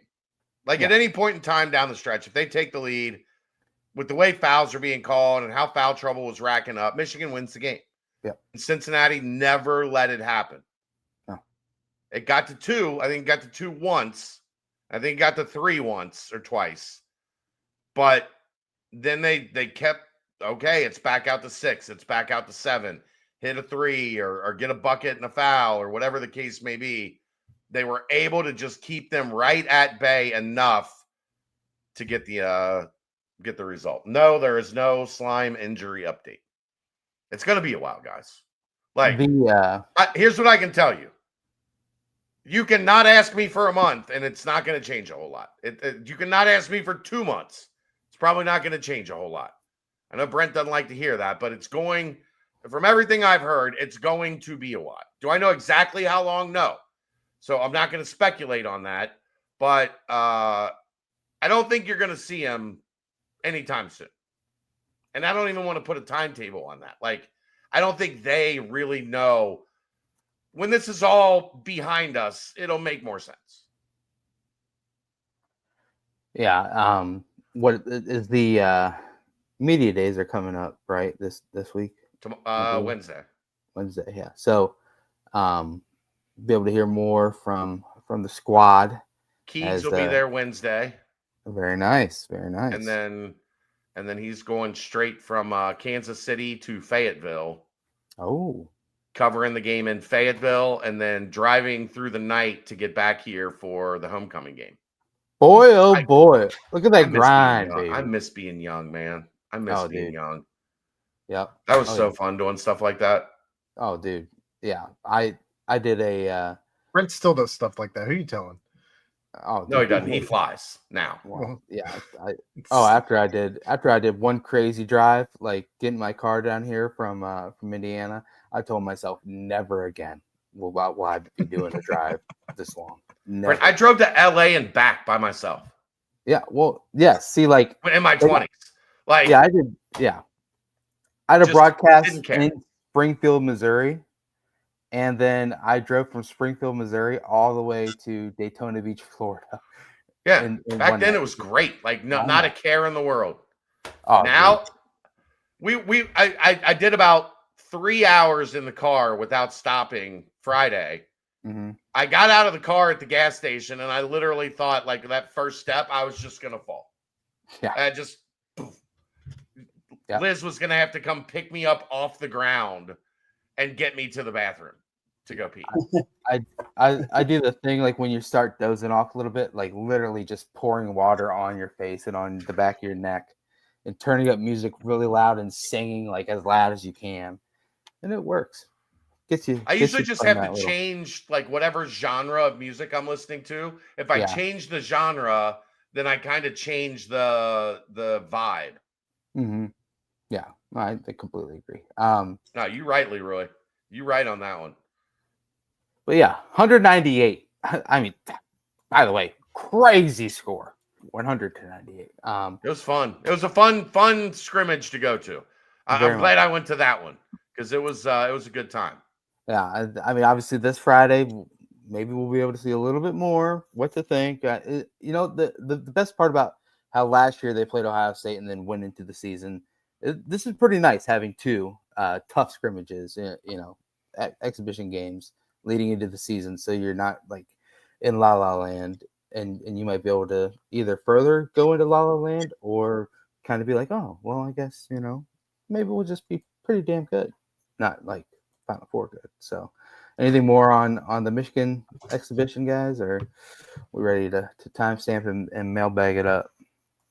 Let's timestamp and mailbag it up. Quick Paper Supply, your local and family-owned restaurant supply company for all your non-food products. They service over 150 restaurants with weekly low minimum next day deliveries. They provide a wide range of food service products, to-go containers, cups, custom printed products, eco-friendly, and much more. They also have cleaning and restroom supplies for all your janitorial needs. Call Dick 513-470-2029 and reference Bearcats for 20% off your first month of purchases. That brings us to the Greg Hooden mailbag. I think I've seen Greg in the chat over here. What's up, Greg? What up, Greg? My brother. Greg was at the watch party on Friday or Saturday night. Had a chance to chat with him for a little while. If you want to chat with him about buying a new car, all you have to do, you like that segue, Brent? That was for you. That was beautiful. All you have to do is go to Beachmont Toyota, ask for Greg Hooden, or you can search him out on Cincy local on social media at Cincy Greg Hooden. Twitter, Instagram, Facebook, LinkedIn. Head down to Beachmont Toyota. He will get you taken care of. Hola, Greg. New, used, pre-owned, gently used. Do you have like is there a harshly used pre-owned condition? Like you get a little off because Brent drove it for 4 years, 5 years. You should be able to save some money on that. Scratch and dent. Scratch and is there a scratch and dent section where Brent trades in cars? But I'm gonna take it to Danco transmission and auto care first.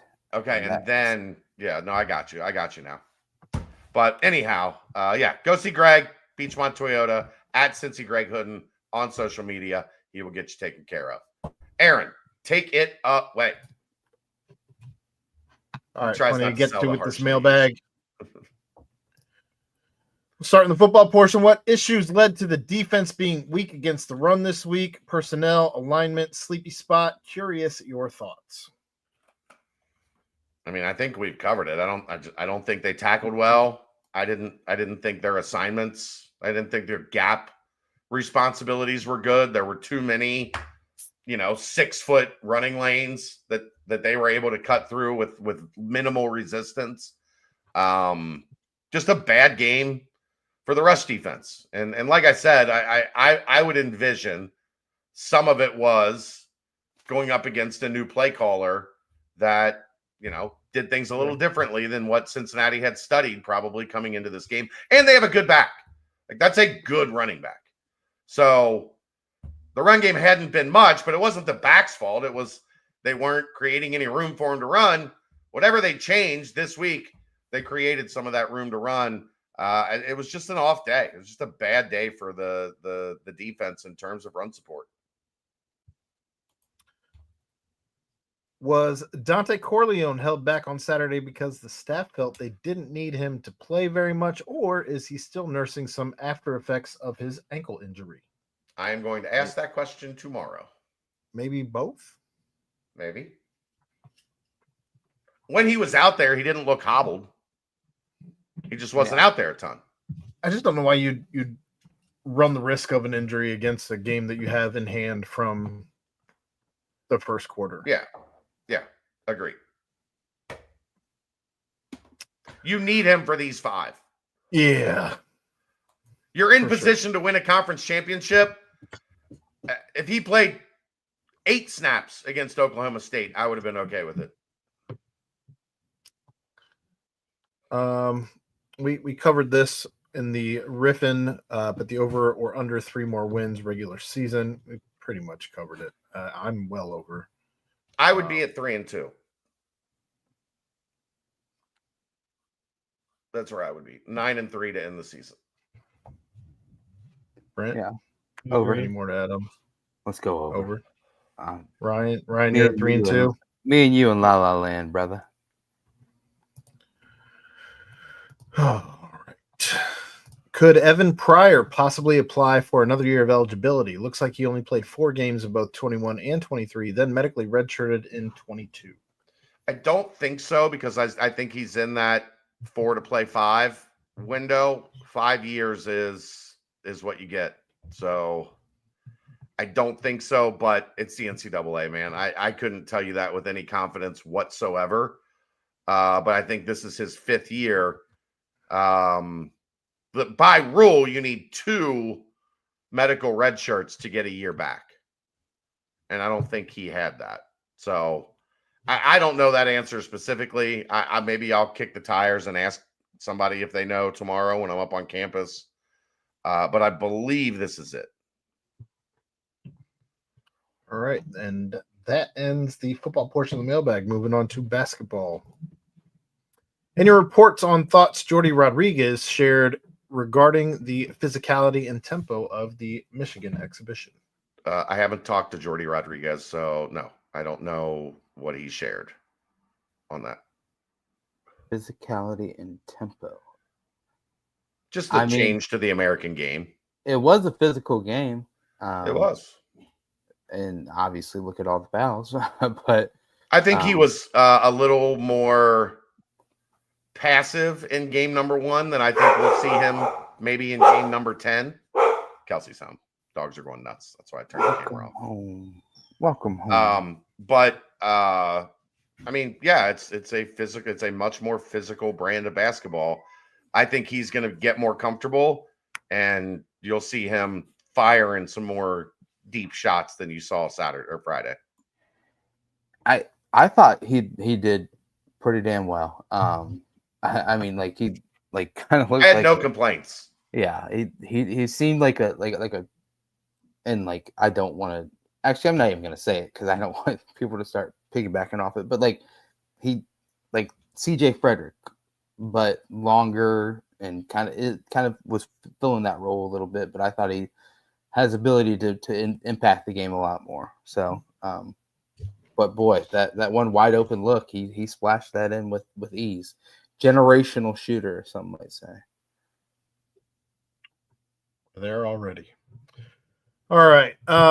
Were there any individual performances Friday night that were unexpected, either for better or worse? Whenever a team plays an exhibition, the coach normally and rightfully says they're not ready yet, so he's not going to say much that the average fan can pick up on. Any update on Jalen Haynes' knee injury? We already talked about that. Has the swelling subsided enough to conduct an MRI or other tests?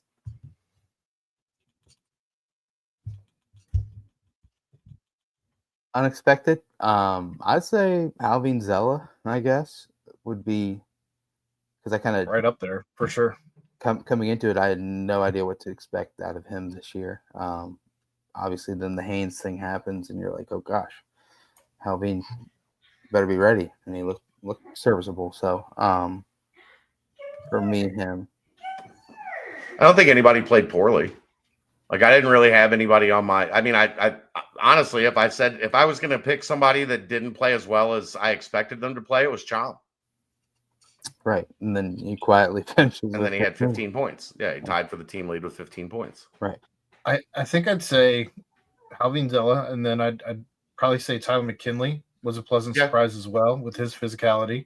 And then Sean Abayev, the way that he kind of took over offensively for the stretch that he took over, I was thoroughly surprised with that. I didn't know that he was going to. He just looked ahead of schedule to me, and I thought Tillery looked good on both sides of the ball as well. Yeah, someone kept telling you to look out for that Sean Abayev guy on numerous BBPs. Yeah. There's craziness going on at Chad's house. My goodness. Might have been me. I'm trying. Me. I think we're calm now. 8:00 curfew on podcast nights. The photos I have seen of Lucas Atari appear to show him in a foot or ankle boot. Is this correct? Anything you can share regarding Atari? No, I don't believe that to be correct. He has not cleared his physical. That's usually not a good sign. I don't really have much info on that other than he's been here for a little while and he's still waiting to be cleared. Usually not a great sign. A lot of times, man, and you can do a lot of preliminary work when checking these guys, the guys from foreign countries that come over, but you don't have the whole story. And then they get here and you get the whole story, and it's, they've had a surgery that maybe wasn't done with the greatest care, or they've got a pre-existing something or other that causes some issues that you discover like once they're here and they're signed and whatever. You don't get to do a lot of the things that you do with American prospects. So I'm guessing it's something in that range, but probably not a great sign on when you're going to see him. If he does get medically cleared, like he's missed the preseason at this point. So I wouldn't, at this point, I wouldn't count on a role for Lucas Atari at this point, just because it seems unlikely if he's still waiting to be cleared, which is what we know. Mm-hmm. If we want a chance at the tourney, we got to beat one of the big name teams, Kansas, BYU, Houston, Tech, Zona, out of those games. Which one do you like us winning? You probably got to beat more than one, by the way, if you want to make the tournament. But so they've got 8 games. 8 of their 18 games are against, I think, those 5 teams, right? Mm-hmm. I think there's one more in there. Houston's the only team they play twice. 1, 2, 3, 4, 5, 6. There's one more team that I had in there. Who is 6? That they play twice, or no? One of the top teams in the league. They have 8 games against the top teams in the league. Yeah. Kansas, BYU, Houston, Tech, Zona, and Baylor. I don't have Baylor in that group. This BYU, year. Iowa State. BYU's in there. Iowa State's the other one. Those are the top 6. If when Lipsy gets back, I think Iowa State will be a top 6 team in the league. Mhm. But if you're not counting them, 7 games against those 5 teams, 16, whatever, 6 games against those teams. Houston is going to be interesting because I think that's going to be a team that gets better as the season goes along. You've got them here to open Big 12 play. If you're going to get them, that's the best time to get them, right? Let's get them. You don't want to get them in February and their 36-year-old finally retired. Yeah, but Tugler is now going to be an animal for them. He's even scarier. Their 36-year-old finally retired, and I don't know that he lost. Did he lose to Cincinnati ever? No, he did not. He played 8 seasons and was undefeated against Cincinnati. I think Houston. I think BYU, just because they're going to be so young, is going to be at times inconsistent. Although Richie Saunders is outstanding. Like they're still going to be good, but they're going to be relying on some youth that makes them a little more unpredictable. Kansas probably in the same boat with Peterson. But I think that's at the Fog. So I wouldn't count on that one. I think they can get Houston at home to open Big 12 play. Man, that would be a massive one. I think they can beat Iowa State at home. Man, yeah, Tech's tough. I mean, yeah, that's away. Yeah. I mean, like we still have so many unknowns about this team still. You know what I mean? It's like, yeah. But I mean, you've got a big layoff from Monday. They play Lipscomb at home to close out the non-con, and then that Saturday they take on Houston. So you get a little bit of a nice little 5-6 day window to really roll in. All systems go against Houston. So. Yep. Man, that would be an amazing start to the Big 12. It would. Make a statement. I can get down with it. I can get down with it. Did he lose to Cincinnati in 2020? He didn't play in the game, but I think he was on the team as like a red shirt. I'll let you check that out. I'm going to keep going. After the Michigan game, yes or no on making the tournament? Let's vote. Over or under on Sean Abayev, 10 points a game. Yes, they make the tournament. They better make the tournament. This is a talented enough team, a well-constructed enough team that they should make the tournament. Injuries would be the only, caveat. If you lose another guy or two, that could do some serious damage just on the way that the roster is constructed. I'm going to go just under for Sean, like 9.7 points per game. Yes and over. Royer, what you got? Yes, and I like Chad's little right in the 9s. Maybe like a 9-4. I think there's just going to be a couple nights where he's got 4. You know what I mean? Some nights where he's got 25. I think he's going to average between 4 and 5 field goals a game, and a couple of those are going to be threes. So I'm going to have him over as well. All right, Aaron. I liked what I saw. Gravy train, baby. Gravy train. All right. Business question. Does the home team help cover travel expenses for these Hoops exhibition games? I thought it was interesting that we are playing 2 road games and potentially taking a financial hit when every penny matters these days. I would guess there's some covering of expenses to get there, but I don't know that for sure. That would make sense.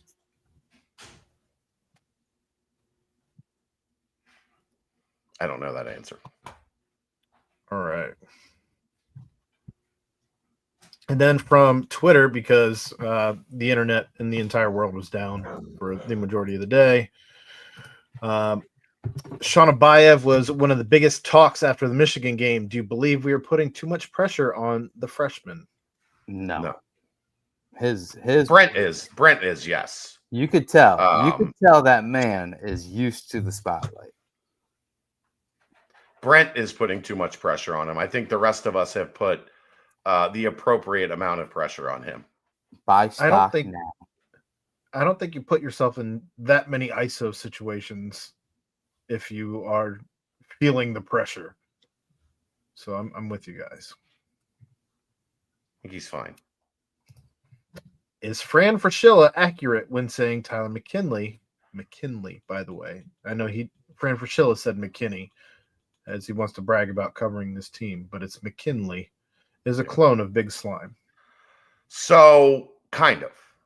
I think they have similar playing styles.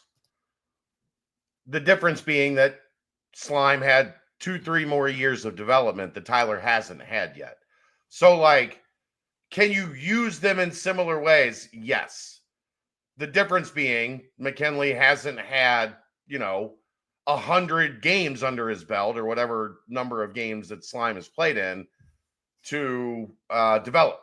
So are they close in what they can do, the way that you can use them? Yes, they are close. But you're talking about a guy that last year scored 15-7, put up 15-7 in a good A10. I don't know that, Tyler would have done that. That's not to say Tyler's not going to be a very valuable, very important piece to this team, because he's going to be. But I don't think it's fair to put the expectations on him to be, 23-year-old Jalen Haynes when he's 19, 20-year-old, whatever it is, 19-year-old Tyler McKinley, that is going to get there, but isn't all the way there yet. All right. Anything to add, Brent? No. Nor Chad would know more on that topic than I would. Exactly. And the last one from Twitter, Keyshawn Tillery showed some really good flashes against Michigan. He feels like a player that will stay in the program for multiple years, and the fan base will fall in love with him. What do you guys want to see out of him in year one? Be a really serviceable backup point guard, which I think is what he showed is in his wheelhouse. You don't need him to be spectacular. You need the offense to function when he's in the game, and you need the defense to not fall off a cliff because you've got a freshman at point guard. I think he has shown so far, both in practice from everything I've seen and heard, and then what he showed at Michigan against a really good veteran backcourt, that he can handle it. And I think that's what you're going to be asking of him. Will he have slumps? Yes. Will he have times that he's not exactly where we want him to be? Yes. And he's also going to have some really good games where we're like, damn, this kid's going to be outstanding the longer he's here. I think I just want to see him taking care of the ball, and I want to see him, his shot selection be good shot selection, not just firing stuff up, especially when you're the one starting with the ball. But everything that we've seen right now, I don't have anything to believe that he's not going to be able to do both those things. Of course, that's a pretty small sample size from what I've seen. Just keep being a dog. Loved his defensive intensity. I mean, the no back down type feel. When those freshman little slumps do happen, just keep the confidence. That's it, really. I think he's a stud. Anything you want to see, Ryan? No, I don't know enough about this Mr. Tillery. I'm gonna have to do my research as the season goes on. You're gonna like him. He's a little dude, but he's fucking tough. Like tough. That's what I like. It's like Ryan. He's gonna have a lot more PT than me, so we get to actually watch his game. I just met a tough little dude. It's the best thing you can ever be told. All right, that ends the basketball portion. We got one in the banks. Chad, what kind of pizza did you get at the Idiot? And thoughts? If you already went over this, disregard. You said what, sausage and sausage and pepperoni. Sausage and pepperoni. That's my baseline. Like a good sausage and pepperoni pizza is like the pinnacle for me. It passed the test. Like I said, it was right up there. Easily a top 10 pizza I've ever had.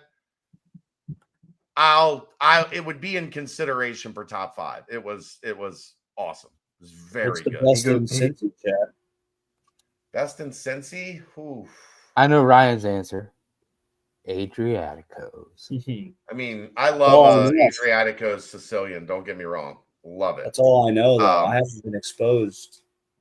Camparoso in Northern Kentucky is excellent. I've heard a lot about Trophy. I need to try Trophy. I've heard that's very good up in Cincinnati. Strong's is solid, depending on the location. St. Francis the Pizza. I haven't done that one. It's right by me in Hyde Park. It gets a lot of praise. I'll have to check it out. Workhouse stuffed pizza. I do love a good stuffed pizza. I have to put that on the list, Slime.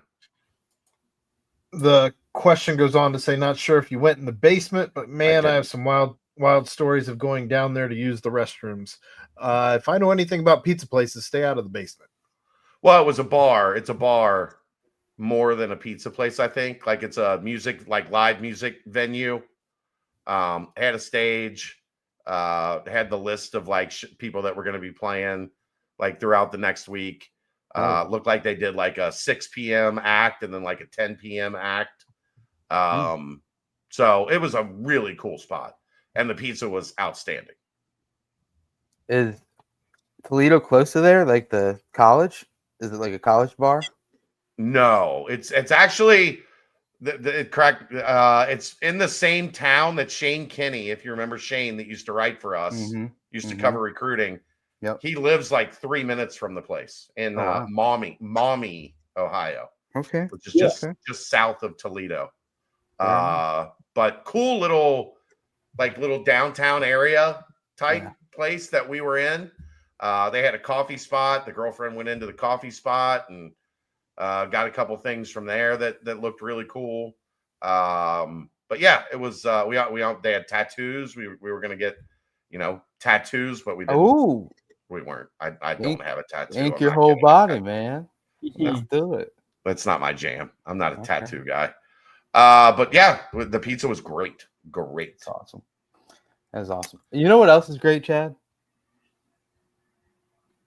The Bearcats sitting at 6-1. Bearcats are great. They're bowling.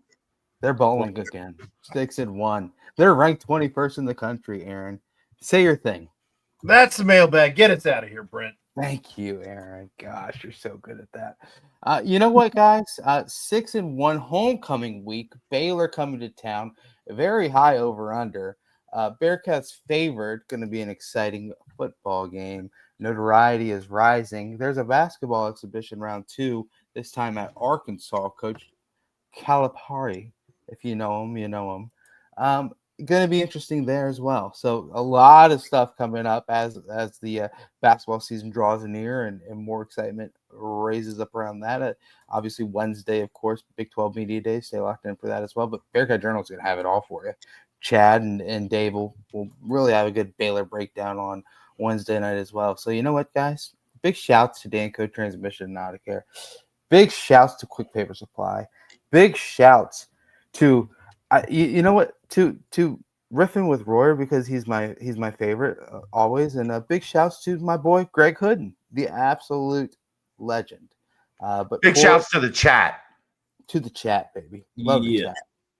But for the crew, for the pals, for the squad, for Aaron Smith, for Chad Brendel, for Ryan Royer, I am Brent Young. Yet again, another fantastic BBP presented by BearcatJournal.com.